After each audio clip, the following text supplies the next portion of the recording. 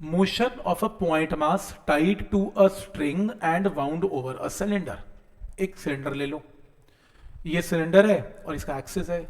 ये सिलेंडर खड़ा खड़ा घूम सकता है, रोटेट कर सकता है, रोल नहीं कर रहा, खड़ा खड़ा सिर्फ खुल रहा है, रोटेट कर रहा है और स्ट्रिंग खुलती जा रही है, धागा खुलता जा रहा है। क्यों खुल रही है स्ट्रिंग? क्योंकि पॉइंट मास नीचे गिर रहा है, पत्थर बांध रखा है, तो पॉइंट मास नीचे गिरता जा रहा है और स्ट्रिंग लूज होती जा रही है और खड़ा खड़ा सिलेंडर रोटेट कर रहा है।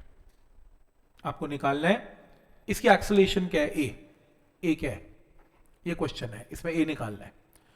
तो रूल नंबर 1, इसमें दो मोशंस है।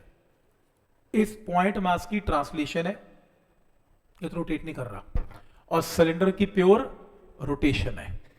तो ट्रांसलेशन का कॉन्सेप्ट फोर्स से सॉल्व होना है, रोटेशन का कॉन्सेप्ट टॉर्क से सॉल्व होना है। जो काम फोर्स करेगा वो काम टॉर्क करेगा। शुरू करते हैं। सबसे पहले इसकी इक्वेशन, पत्थर की इक्वेशन क्या बनेगी? mg minus T is equal to ma। First equation clear है, लॉज ऑफ मोशन है, mg और t ऊपर है, mg minus T is equal to ma। दूसरी सिलेंडर के लिए, सिलेंडर का साइड व्यू देखना, साइड व्यू, ठीक है, सामने वाला नहीं, सामने वाला तो ये व्यू है, साइड व्यू आपको ऐसा दिखेगा।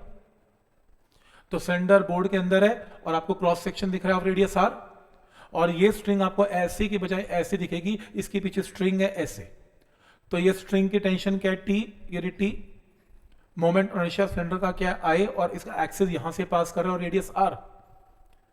तो ये क्योंकि खड़ा खड़ा रोटेट कर रहा है, और अगर ये रोटेट कर रहा है तो इसमें कौन सी फोर्स है जो रोटेशन प्रोड्यूस कर रही है? फोर्स क्या है? टी, और परपेंडिकुलर डिस्टेंस एक्सिस से क्या है? आर। तो बोलो इसमें क्या लगेगा? R into T. टॉर्क की वैल्यू क्या है? R into T, force into perpendicular distance. लेकिन टॉर्क का एक और फॉर्मूला हमने किया था, क्या? I times alpha. तो आर इंटू टी भी टॉर्क है, आई इंटू एल्फा भी टॉर्क है। और लास्ट हमने ये भी किया था कि अगर ये पत्थर ए के साथ नीचे आ रहा है, अगर ये ए के साथ नीचे आ रहा है तो, और ये रोटेट कर रहा है विद एल्फा, तो टेंजेंशियल एक्सेलरेशन क्या होती है? R into alpha. एल्फा क्या होगी? A by R. तो आप चेक कर सकते हो एल्फा की जगह क्या आएगा? ए बाय आर। क्रॉस मल्टीप्लाई करके टी की वैल्यू आ गई, इस टी की वैल्यू को उठा के ऊपर पुट कर दें तो ये टर्म आ गई, ए राइट साइड पे चला गया, कॉमन आ गया, ये पूरी टर्म इसके नीचे आ गई, आंसर आ गया।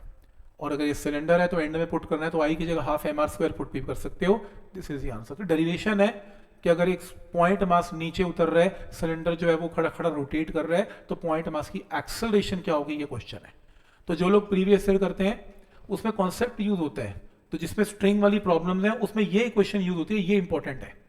तो जिसमें टेंजेंशियल फोर्स लगी होगी टी, तो T into R equal to I alpha से क्वेश्चन सॉल्व होना है। एक लॉज ऑफ मोशन से होना है और एक टॉर्क से होना है, और दोनों का कॉम्बिनेशन आपका आंसर सॉल्व करेगा। क्या ये पॉइंट यहां तक क्लियर है?